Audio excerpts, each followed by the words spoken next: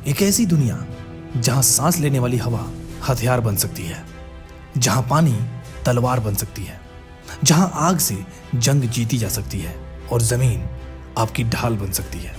और इस दुनिया का बैलेंस संभालने वाला सिर्फ एक है, अवतार। Hello everyone, welcome to the explaining site. और अभी हम एक्सप्लेन करने जा रहे हैं द लास्ट एयरबेंडर। ये एक ऐसी कहानी है जहां पूरी दुनिया 4 एलिमेंट्स पर टिकी है, वाटर, अर्थ, फायर और हवा। लेकिन जब फायर नेशन पावर के नशे में बाकी दुनिया को जलाने के लिए निकल पड़ती है, तब उम्मीद सिर्फ एक छोटे से बच्चे पर टिक जाती है जो खुद नहीं जानता कि वो दुनिया का आखिरी सहारा है। कहानी की शुरुआत होती है और हमें बताया जाता है कि आज से 100 साल पहले सभी राष्ट्र एक साथ मिलकर रहा करते थे। हर राष्ट्र में कुछ लोग ऐसे होते थे जिनका अपने तत्वों पर पूरा कंट्रोल होता था। जैसे जल राष्ट्र वालों में जल को कंट्रोल करने की शक्ति होती थी, और सेम ऐसे ही अग्नि, वायु और धरती राष्ट्र में था। लेकिन इन्हीं राष्ट्रों के बीच में एक बच्चा जन्मा था जिसका कंट्रोल इन चारों तत्वों पर था, यानी कि वो सर्वशक्तिमान था। साथ ही उसके पास पावर्स थी कि वो आत्माओं की दुनिया से कनेक्शन बना सकता था। दरअसल उन्हीं की मार्गदर्शन से पूरी दुनिया में संतुलन था। लेकिन आज से 100 साल पहले वो कहीं गायब हो गया। इसके बाद अग्नि राष्ट्र ने बाकी के 3 राष्ट्रों के खिलाफ जंग छेड़ दी। दरअसल अग्नि राष्ट्र पूरी दुनिया पर अपना कब्जा चाहते थे और इन्हीं की वजह से बाकी के तीनों राष्ट्र काफी परेशान थे। फिर कहानी में दिखाया जाता है 2 भाई बहनों को। भाई का नाम सुका और बहन का नाम कटारा है। ये दोनों भाई बहन खाने की तलाश में शिकार करने के लिए कहीं आए हुए हैं। तभी अचानक इन्हें बर्फ के नीचे कोई चीज दिखाई देती है। उन्हें लगता है कि कोई शिकार है जो पानी के नीचे है। वो बर्फ को तोड़ते हैं। तभी अगले सीन में दिखाया जाता है कि वहां पर एक बहुत बड़ा बर्फ का गोला आ जाता है। इसके बाद जब वो उस बर्फ के गोले को तोड़ते हैं तो उसमें से बहुत तेज रोशनी निकलती है जो आसमान तक जाती है। तभी दूसरी तरफ दिखाया जाता है अग्नि राष्ट्र का जहाज। इन लोगों की नजर उस रोशनी पर पड़ती है। यहीं दूसरी तरफ दिखाया जाता है कि उस गोले वाले जगह पर बहुत बड़ा गड्ढा हो चुका है। ये दोनों भाई बहन उस गड्ढे के अंदर जाते हैं तो देखते हैं कि वहां पर एक छोटा सा बच्चा है जो बेहोश है, और यहीं पर बच्चे के साथ एक बहुत बड़ा वाइसन भी है जो इस बच्चे का पालतू लगता है। ये दोनों भाई बहन उस बच्चे को अपने कबीले में लेकर आते हैं, और जब उसे होश आता है तो कटारा उससे पूछती है कि तुम यहाँ इतनी दूर कैसे आए। वो बच्चा उससे बताता है कि मैं बहुत परेशान था, इसीलिए मैं अपने स्कूल से भाग आया था और इसी बीच मैं समंदर के तूफान में फंस गया था। बच्चा कहता है कि अब मुझे जाना चाहिए, वो लोग मेरा इंतजार कर रहे होंगे। लेकिन इससे पहले कि वो बच्चा यहाँ से निकल कर जाता, यहाँ पर अग्नि देश का राजकुमार आ जाता है। अग्नि देश के राजकुमार का नाम जूको है। ये यहाँ पर अपने आदमियों के साथ आया है। यहाँ पर राजकुमार जूको के सामने उस लड़के को लेकर आया जाता है। राजकुमार जूको उसके सिर पर बने टैटू को देखता है और कहता है कि तुम्हें मेरे साथ चलना होगा। राजकुमार बोलता है कि अगर तुम मेरे साथ नहीं चले तो मैं इस पूरे कबीले को जला दूंगा। वो बच्चा इनके साथ जाने के लिए तैयार हो जाता है। अगले सीन में दिखाया जाता है कि राजकुमार जूको उस लड़के को लेकर अपने पानी के जहाज पर आ चुका है। यहाँ पर इसका टेस्ट किया जाता है। इसमें इसके सामने अग्नि, जल और एक पत्थर रखा जाता है। एक एक करके ये तीनों चीज हिलने लगती हैं। राजकुमार और उसका सलाहकार इस बात को समझ जाते हैं कि ये एक बेंडर है। दरअसल ये वही बेंडर है जिसकी तलाश ये लोग कर रहे थे। इसके अंदर चारों तत्वों को कंट्रोल करने की शक्ति है। यहाँ पर जूको कहता है कि तुम अब मेरे कैदी हो। ये एक जंगी जहाज है और तुम अब से इसी पर रहोगे। इस बात को सुनकर उस बच्चे को गुस्सा आता है। वो अपनी शक्तियों का इस्तेमाल करता है और इस जहाज से बाहर निकल जाता है। वो बच्चा वहां से भागता है और पहाड़ की दूसरी चोटी पर पहुंच जाता है, जहां पर सुखा और कटारा उसके बाइसन के साथ उसका इंतजार कर रहे हैं। दरअसल ये लोग इसका पीछा कर रहे थे ताकि इसको बचा सके।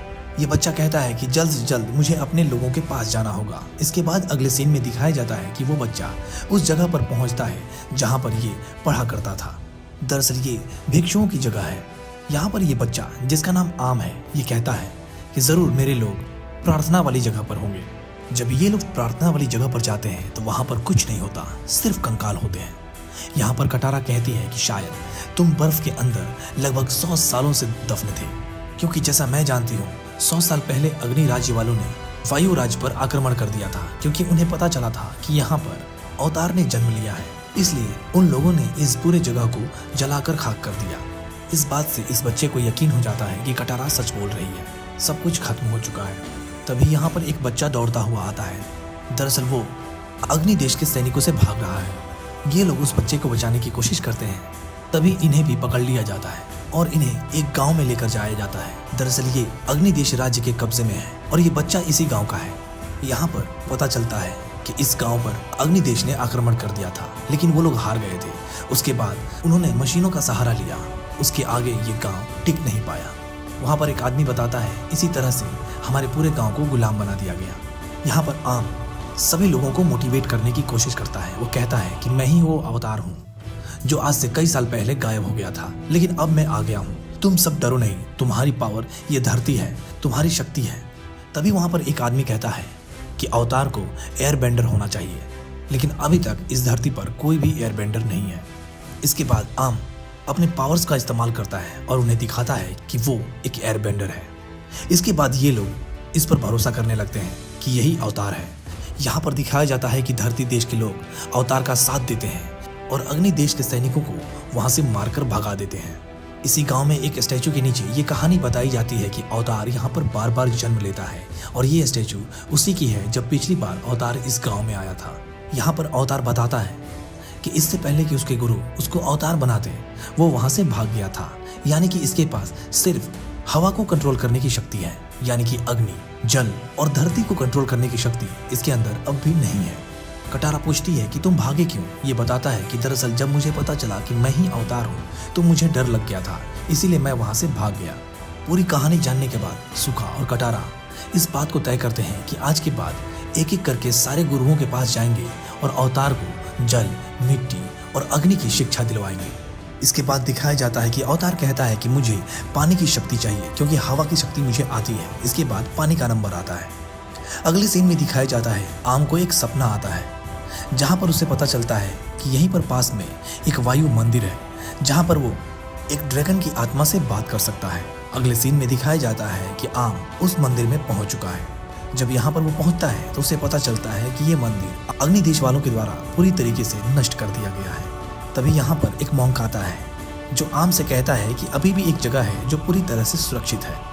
आम को वो मॉन्क वहीं पर लेकर जाता है।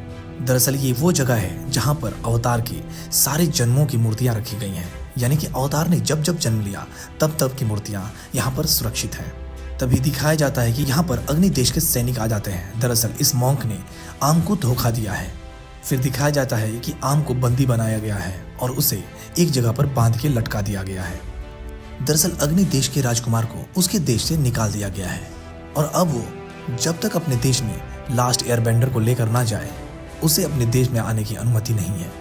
लेकिन आम को अग्नि देश के ही एक कमांडर के द्वारा अरेस्ट किया गया है और वो ये नहीं चाहता कि वहां के राजकुमार इसे ले जाए, क्योंकि ये कमांडर नहीं चाहता कि राजकुमार को उसका मान सम्मान और ओहदा वापस मिले। दरअसल ये कमांडर अग्नि देश पर अपना पूरा कब्जा चाहता है।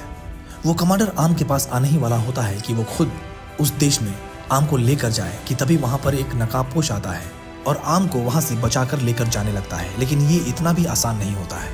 एक लड़ाई होती है और इसी बीच आम को भागने का मौका मिल जाता है, लेकिन आम तभी देखता है कि वो नकाबपोश सैनिकों के बीच गिरा है, वो मारा जाएगा। यहाँ पर आम आता है और उसे बचा लेता है। इसी बीच वो नकाबपोश बेहोश हो जाता है, लेकिन आम जब उसका मांस हटाता है तो देखता है कि ये कोई और नहीं, वही राजकुमार है। दरअसल राजकुमार जुको इसे खुद अपने अग्नि देश लेकर जाना चाहता है, इसीलिए इसे छुड़ाने के लिए आया है। इधर आम राजकुमार को एक सेफ जगह पर रख के वहां से चला जाता है। दूसरी तरफ कमांडर को पता चलता है कि जिसने आम को छुड़ाया वो नकाबपोश कोई और नहीं, अग्नि देश का राजकुमार है। इसीलिए वो राजकुमार के जहाज में एक ब्लास्ट करवाता है। हालांकि राजकुमार इस ब्लास्ट के बाद बच जाता है और कमांडर सोचता है कि राजकुमार मारा गया। तभी दूसरी तरफ दिखाया जाता है कि सूखा, कटारा और आम उस जगह पर पहुंच चुके हैं जहां पर आम को अब पानी की शिक्षा मिलेगी। ये एक जल कबीला है और यहाँ पर सारे महारथी हैं। यहाँ पर आम अपनी वायु की शक्ति दिखाता है। ये लोग समझ जाते हैं कि यही अवतार है। बहुत ही जल्दी आम पानी पर अपना कंट्रोल पा लेता है। कुछ दिनों बाद दिखाया जाता है आसमान से कुछ राख गिरने लगते हैं और इन्हें पता चलता है कि बहुत जल्द यहाँ पर अग्नि देश के लोग पहुंचने वाले हैं। दरअसल अग्नि देश को पता है कि आम अब जल देश के पास है और ये लोग इस पर पूरी तरीके से कब्जा चाहते थे। इसीलिए ये लोग जल देश की तरफ अपनी पूरी सेना के साथ आगे बढ़ रहे होते हैं। यहाँ पर आम जल देश की राजकुमारी से पूछता है कि यहाँ पर कोई सुरक्षित जगह है जहाँ पर मैं ध्यान लगाऊंगा और ड्रैगन की आत्मा से कनेक्शन बना के ये पता कर सकूं कि अग्नि देश को कैसे हराया जा सकता है। अगले सीन में ये लोग उस सुरक्षित जगह पर पहुंच जाते हैं। यहाँ पर कटारा उसके साथ रुकती है। तभी यहाँ पर दिखाया जाता है कि आम ध्यान में है और तभी राजकुमार जुगु वहां पर चला आता है। जुगु आम को वहां से लेकर जाना चाहता है लेकिन कटारा उसे रोकती है। इन दोनों के बीच यहाँ पर लड़ाई होती है। एक तरफ फायर बेंडर और दूसरी तरफ वाटर बेंडर। कटारा इससे काफी देर तक लड़ती है लेकिन आखिरकार कटारा बहुत देर तक नहीं सह पाती और राजकुमार जुगु आम को लेकर यहाँ से चला जाता है। दरअसल आम अभी भी ध्यान में है और वो ड्रैगन की आत्मा से बात करता है। वो उनसे पूछता है कि आप बताओ कि मैं अग्नि देश को कैसे हरा सकता हूँ। ड्रैगन उसे बताता है कि तुम अभी भी अपनों को खोने के गम में हो, तुम अभी भी बदले की भावना में जी रहे हो और अवतार कभी भी दूसरे को चोट नहीं पहुंचाता। दरअसल तुम्हें शांत रहना होगा और तुम्हें पानी की शक्ति को इस्तेमाल करना होगा। जाओ उन्हें दिखा दो कि पानी की शक्ति क्या होती है।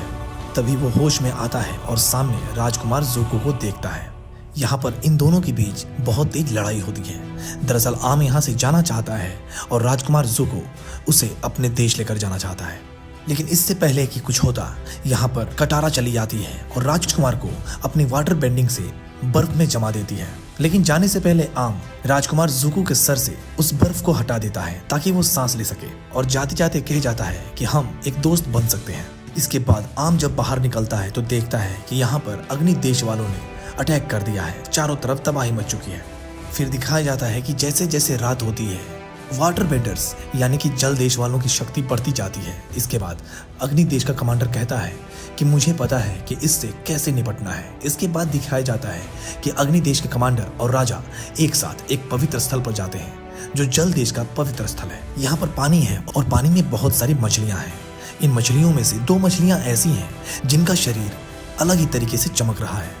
दरअसल ये चंद्रमा की आत्मा है जिससे पानी की शक्ति बढ़ती है। कमांडर इन मछलियों को पकड़ लेता है। वो इन मछलियों को मारने ही वाला होता है लेकिन वहां पर राजकुमार जुगु का चाचा इसे ये सब करने से रोक देता है। लेकिन वो कमांडर नहीं रुकता और उस मछली को मार डालता है। अब इन्हें पता है कि और पूरी दुनिया का संतुलन बिगड़ जाएगा। इसीलिए उसके चाचा को गुस्सा आ जाता है और वो कमांडर को यहाँ से भगा देते हैं। उस मछली के मरने के बाद आसमान में जो चांद है वो नीले से लाल हो जाता है और इसके साथ ही जल बस्ती के लोगों का पावर कम हो जाता है और अग्नि देश के लोग इन पर हावी हो जाते हैं। यहाँ पर जल बस्ती की राजकुमारी अपना जान देने का प्लान करती है। दरअसल जब वो जन्म ली थी तो उसके अंदर जीवन नहीं था और चंद्रमा से उसका जीवन वापस लिया गया था। तो इसका मानना है कि अगर वो अपना जान दे दे तो चंद्रमा को एक जान वापस मिल जाएगी तो शायद सारी चीजें फिर से सही हो जाएंगी। वो पानी में समा जाती है और चंद्रमा को उसका जीवन फिर से वापस मिल जाता है और चंद्रमा लाल से फिर से नीला हो जाता है। इधर दूसरी तरफ राजकुमार जुगु ने भी अपने आप को छुड़ा लिया है और इसके सामने अब है उसके देश का कमांडर। राजकुमार उस कमांडर से लड़ना चाहता है लेकिन उसके चाचा वहां पर आकर उसे रोक लेते हैं और कहते हैं कि हमें यहाँ से अभी की अभी निकलना होगा। ये दोनों यहाँ से निकलते हैं और जल देश के लोग वहां पर आकर कमांडर को मार डालते हैं। तभी आम देखता है कि बाहर की तरफ अग्नि देश के बहुत बड़े बड़े जहाज हैं।